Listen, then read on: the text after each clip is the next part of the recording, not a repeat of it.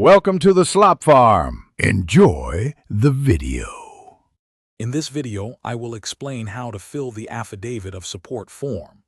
This crucial document establishes a sponsor's financial commitment to an immigrant, ensuring they will not become a public charge in the United States.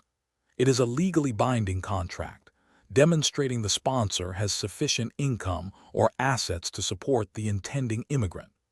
Understanding its purpose is the first important step, setting the foundation for a successful application.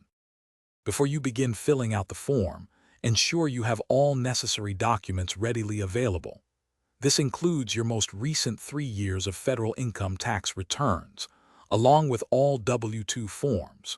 You will also need current pay stubs or an employment verification letter, proving your income and job stability.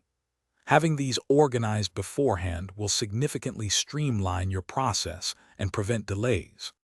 Pay close attention when calculating your household size, as this directly impacts the required income threshold.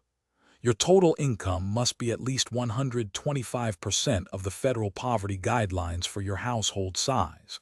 If your income is insufficient, you might need a joint sponsor or to include assets.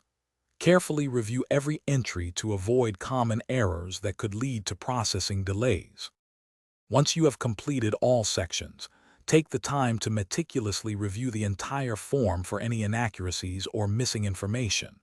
Remember, your signature must be an original, wet ink signature, not a digital one.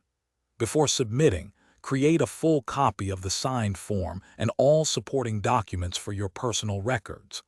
Proper submission ensures your hard work contributes to a smooth immigration process. Thanks for watching. Consider subscribing if we helped you today.